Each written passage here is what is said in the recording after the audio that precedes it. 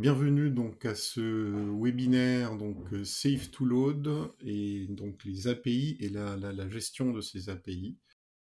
Je vais quand même faire une petite démonstration rapide de l'application Safe to Load et l'interface, donc le workspace qui est l'interface de gestion donc des données.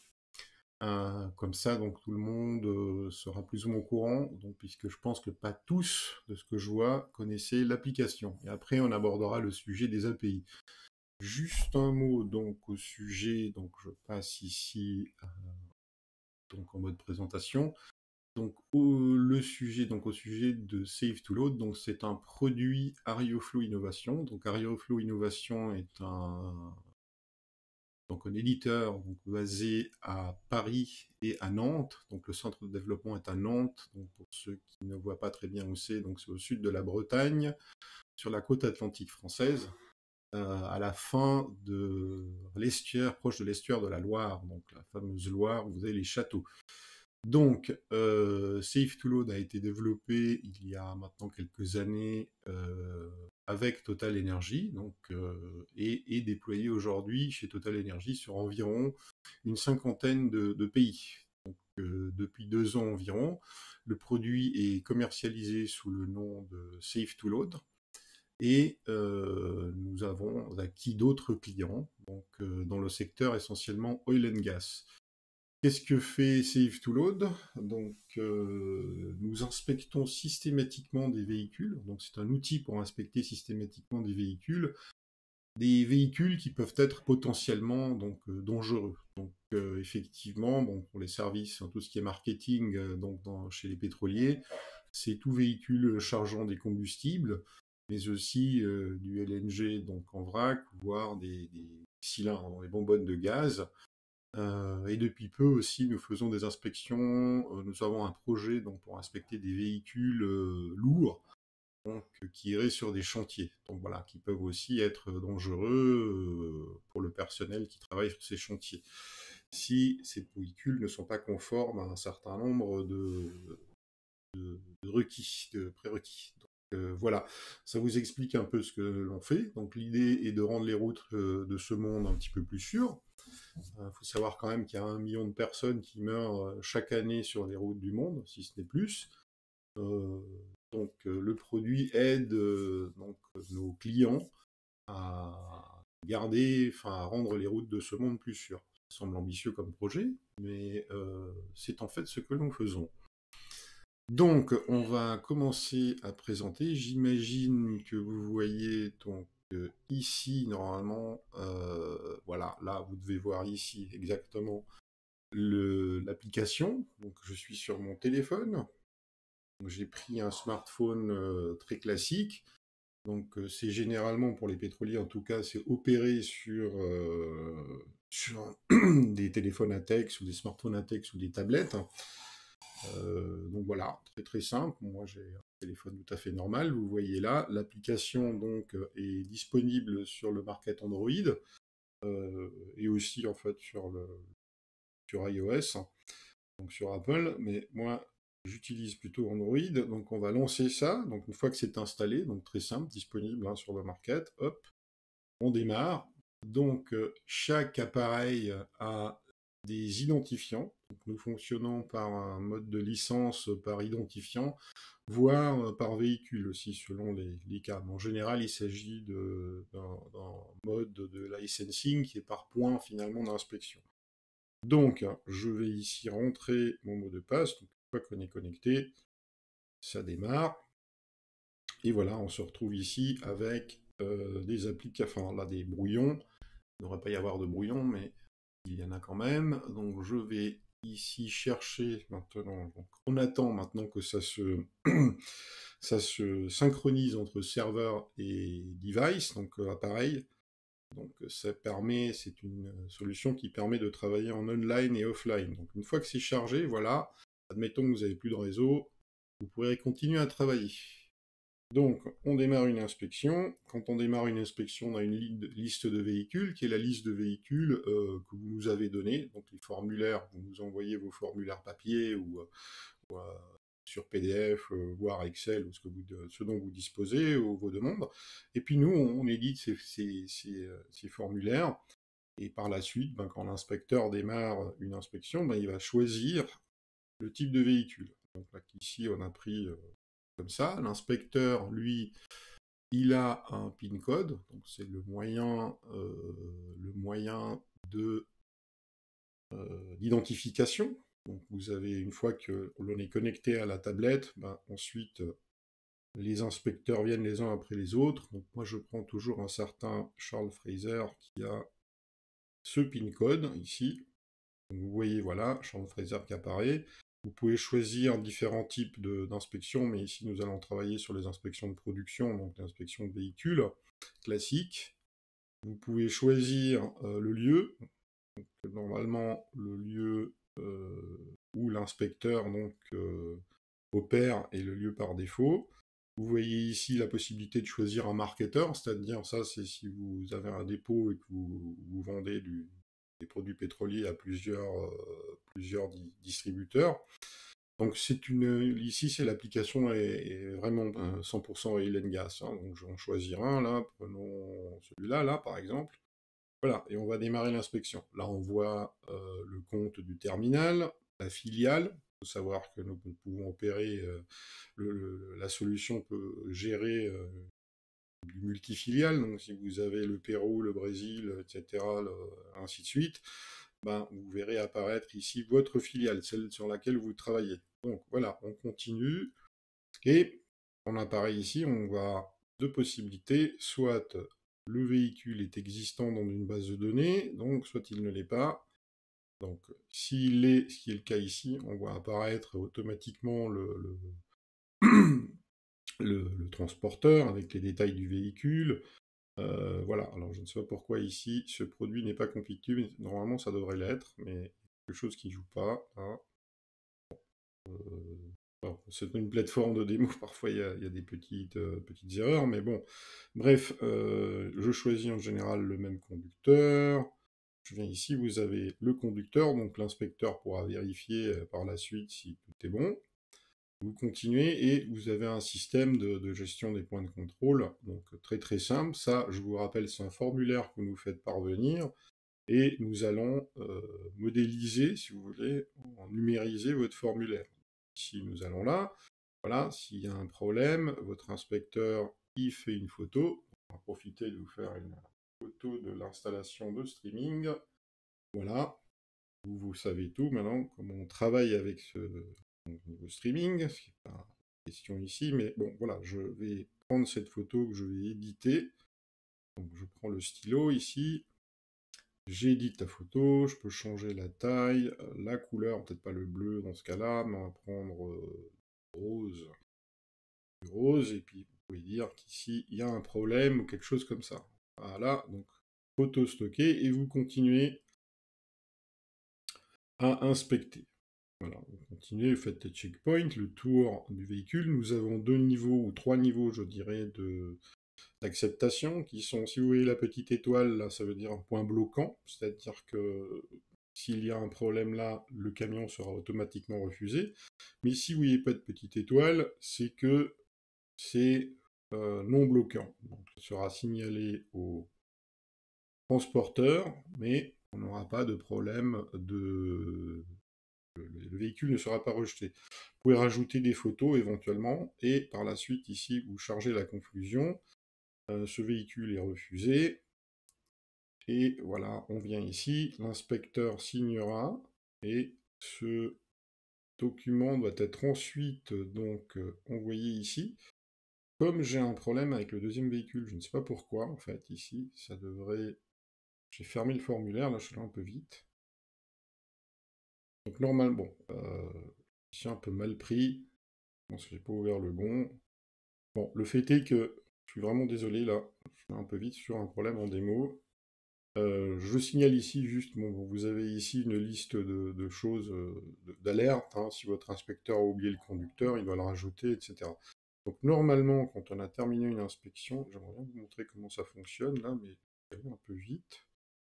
Alors, laissez-moi le temps de sortir d'ici, je vais en prendre une Voilà, celle-là, elle devrait normalement être fonctionnée.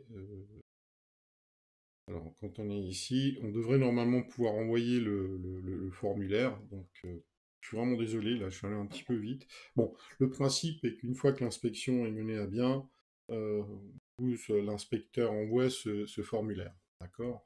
Voilà. J'espère quand même vous avoir convaincu que ça fonctionne. J'ai parfois, quand on fait des démos, on a toujours un peu de stress. Donc, j'arrive pas à voir où est le problème. Bon, voilà quoi. Donc, je vais vous montrer maintenant un petit peu ce qui se passe derrière au niveau de la gestion des données et ce qui nous intéresse. Donc, je vais regarder s'il y a des questions.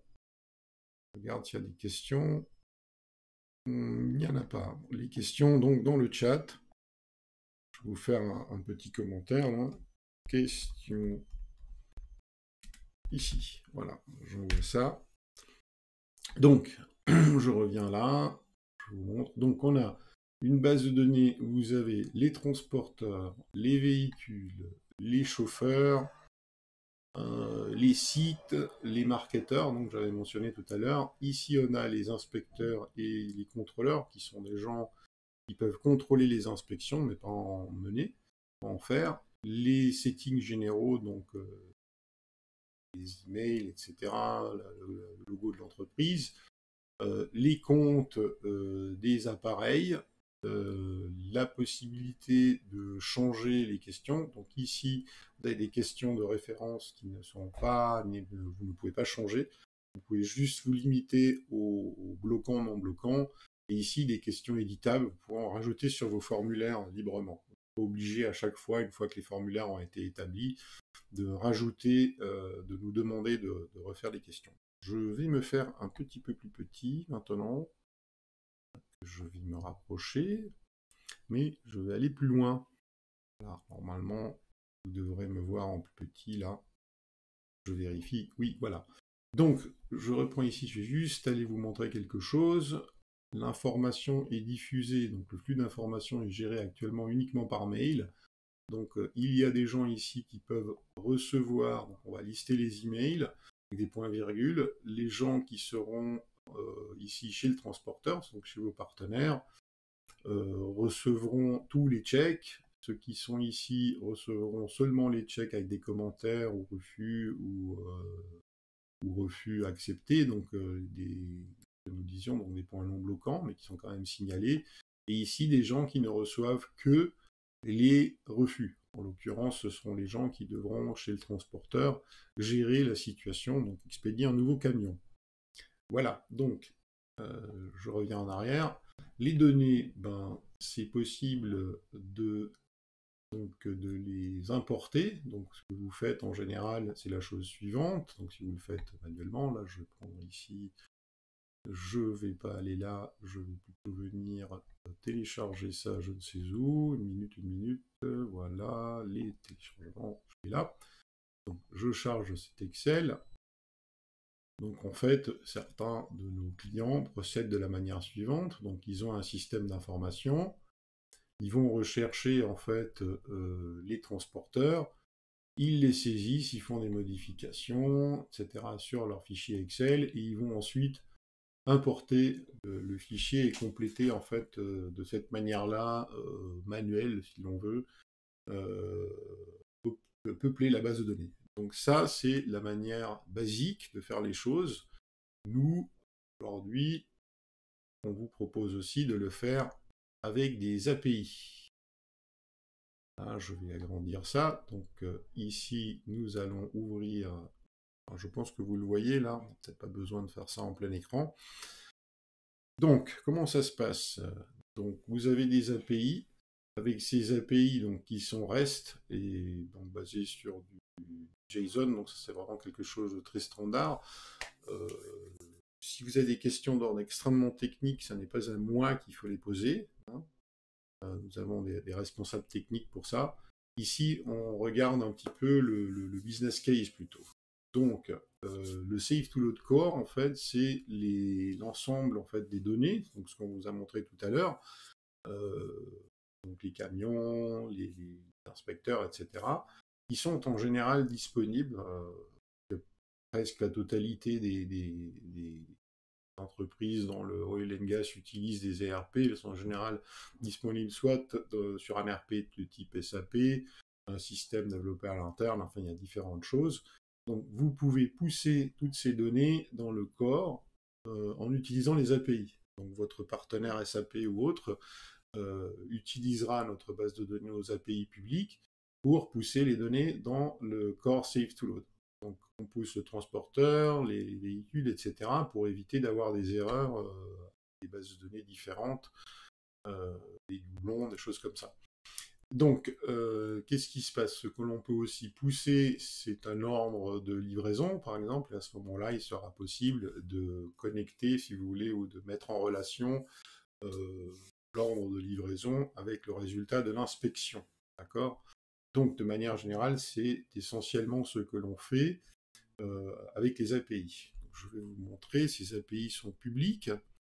Alors, je vais vous les montrer. Donc, le lien est disponible. Je ne sais pas exactement où il est. Je vais le faire sortir ici. N'inquiétez pas. J'arrive ici, donc j'ai ça sous démo. Voilà, la bibliothèque d'API est là. Si vous souhaitez avoir le lien, je le mets à disposition sur le chat. Voilà. De manière générale, on aime bien quand même que l'on nous contacte pour avoir ce lien, mais c'est tout à fait public. Vous allez avoir ici toute une série de choses, donc la documentation Save to Load, elle est différente, vous allez sur le site là. Vous avez donc toute une série d'API ici. Je ne vais pas rentrer complètement dans les détails, mais vous pouvez les tester. Donc il nous faut un token, ça on vous le fournit. Et puis quand vous allez travailler dessus, ben, vous pourrez tester les API qui vous permettra de travailler avec quand vous devez pousser depuis un ERP par exemple les données dans Save to Load. Voilà, donc si vous avez quoi que ce soit, vous vous êtes intéressé, nous ouvrons un workspace pour vous, c'est-à-dire la même chose que je vous ai montré tout à l'heure, mais vide, sans données. Éventuellement, on peut le faire en mode avec des données factices, hein, si vous souhaitez faire des tests, je sais pas, il y a différentes possibilités, on en discute. Et puis après, ben, vous pouvez tester les API et voir comment vous pouvez intégrer ça avec vos systèmes d'information et faire un essai donc avec l'application pour tester donc en fait ce système d'automation. Je vais venir ici quand même, je reviens sur ceci. Donc on a discuté maintenant comment on pousse les informations dans dans Save to Load. On va discuter maintenant ce que l'on peut faire en poussant de Save to Load vers d'autres systèmes d'information, les données. Je regarde s'il y a des questions, je vois qu'il n'y a pas de questions. On savent tout en fait. Bon, alors, qu'est-ce qui se passe ici? Donc, je vais peut-être revenir ici sur le workspace de tout à l'heure. Bon, peut-être pas, mais c'est-à-dire, nous proposons un outil, donc GED, donc qui est la gestion électronique des documents, où vous trouvez tous les PDF, les fichiers qui ont été envoyés aux clients. Donc, en cas de problème, vous pouvez retrouver tous les rapports de cette manière-là, sans devoir aller rechercher dans des emails ou des choses comme ça. Et puis, nous avons aussi un outil dit de business intelligence avec des KPI et toutes sortes de rapports. Éventuellement, si vous n'êtes pas satisfait ou si vous voulez avoir vos propres, la gestion de vos données, à ce moment-là, nous poussons les données vers d'autres systèmes. Donc, un fichier XML sera généré. Donc, le format peut être changé. Il suffit de nous demander après en fonction du système vers lequel on doit pousser les données. Donc, ce fichier XML est ensuite posté ou envoyé par mail quelque part ou expédié sur un serveur FTP. À ce moment-là, votre système qui scanne régulièrement le serveur détectera les informations et les poussera. Donc, les informations seront pool en fait. le système d'information va récupérer les données. Alors, qu'est-ce qu'on peut mettre dans ces XML et qu'est-ce qu'on peut faire? Bon, on peut voir tous les résultats d'inspection. Après, faire des statistiques avec. Donc, les statistiques sont en général les statistiques que vous... Un petit peu, là, je fais ça. Voilà, ces statistiques vous permettront de travailler ensuite avec vos transporteurs en fonction de KPI, d'indicateurs, donc l'amélioration de l'état des flottes. Euh, voilà, ça c'est une chose qui peut être faite. Vous pouvez aussi lier le résultat si vous voulez, d'inspection avec l'ordre de livraison. Il y a plusieurs choses qui peuvent être faites. Vous nous consulter, on travaille ensemble là-dessus sur ce que vous voulez exactement dans votre fichier XML. Donc là, vous voyez la chaîne, la boucle est bouclée, donc vous peuplez la base de données, et par exemple, vous pouvez même en temps réel donner un ordre de livraison, et vous aurez très rapidement, après le résultat d'inspection, qui sera retourné dans votre système d'information. Donc tout dépend de comment vous voulez gérer la chose. Vous pourriez très bien imaginer, par exemple, que vous ne souhaitez pas recevoir de mail ou le faire à votre manière, mais vous pouvez faire un loop, une boucle. Vous pourrez gérer ensuite vous-même les informations. Ça, c'est un aspect. Après, ces fichiers XML peuvent aussi être utilisés avec les systèmes de gestion d'accès aux locaux. Donc, imaginons un case où vous avez l'inspection qui a lieu dans votre dépôt à un point A, le camion arrive, souvent par exemple avec une carte ou quelque chose comme ça. Ces camions-là et ce chauffeur-là sont autorisés à rentrer dans les locaux, ils se dirigent au lieu d'inspection, l'inspection a lieu, et le véhicule doit aller à un autre endroit dans le dépôt où il accédera au chargement. Alors ce que vous voulez éviter, c'est un refus, que la personne aille avec son véhicule au deuxième point de contrôle et arrive et dise bon bah oui moi c'est bon, il n'y a pas eu de problème et passe. Vous voulez le faire automatique, si vous avez un système de gate, enfin de porte, par exemple de barrière, voilà. Enfin, avec le XML, si vous voulez, votre système récupérera l'information, refusez, et quand le conducteur arrivera avec sa carte au deuxième point, au deuxième checkpoint, il ne pourra pas rentrer, ce sera refusé. Donc une manière automatique finalement de contrôler l'accès aux locaux. Seuls les camions qui sont acceptés, donc qui n'ont pas de problème, qui sont conformes en fait aux attentes, enfin, suite à l'inspection, à vos requis, pourront rentrer et charger du combustible. Donc voilà un petit peu les deux choses qui peuvent être faites avec ces API et ces fichiers XML. Donc d'un côté, il y a un aspect système d'information, donc une boucle où vous pourriez récupérer les données pour ensuite faire des statistiques comme vous le souhaitez. Si vous ne souhaitez pas utiliser ou demander votre business intelligence, ça c'est pas le point de discussion aujourd'hui, mais vous pouvez récupérer et traiter ces informations même en temps réel, ou alors travailler avec vos systèmes d'accès aux locaux afin d'automatiser, si vous voulez, ces informations qui circulent et permettre de rentrer ou de interdire l'entrée à des véhicules. Voilà. Donc, je vais me faire un petit peu plus grand pour vérifier s'il y a des questions. Alors, est-ce qu'il y a des questions? Moi, je n'en vois pas. Je vais faire un petit commentaire ici. Donc, je suis vraiment désolé. J'espère que ceux qui n'ont pas pu se connecter à la diffusion au départ, c'est-à-dire que j'ai dû arrêter en fait cette diffusion qui était prévue et en nous créer une autre. Sur LinkedIn, il suffit de faire une petite erreur de manipulation, ça vous annule la diffusion donc, de l'event. Vraiment désolé. Mais j'ai relancé tout de suite un autre direct. Donc, voilà, j'espère que vous avez pu assister. Si ce n'est pas le cas, de toute façon, tous les gens ont accès ensuite via LinkedIn à l'enregistrement. Nous enregistrons aussi donc la présentation, nous l'éditons et la mettons à disposition sur notre canal YouTube. Et généralement, faisons un mailing pour vous informer, donc vous permettre de suivre et poser des questions en fonction si vous avez regardé l'enregistrement et que vous en avez. Donc ici, j'ai quand même indiqué les liens aux API publiques. Donc je reviens, je m'envoie de présentation. Je regarde s'il y a des questions. Je vous fais encore un petit message. Donc vous avez accès aux liens là, aux API publiques. Pardon, 2 minutes. Voilà. Bon. Si vous avez des questions, vraiment n'hésitez pas. J'ai vu que des gens se connectaient, se reconnecter. Alors je ne sais pas si c'est des problèmes de qualité de réseau. En tout cas, nous allons mettre ça à disposition.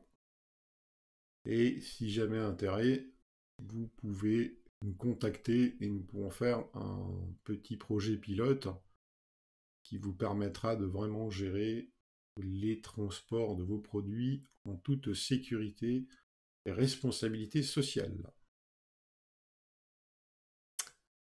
Voilà, voilà. Pour ceux qui ont suivi, ben, je les remercie grandement. Et bientôt, on vous donnera un autre rendez-vous où nous présenterons d'autres choses, d'autres aspects de la solution Save to Load. Merci à tous. Je mets fin à la diffusion.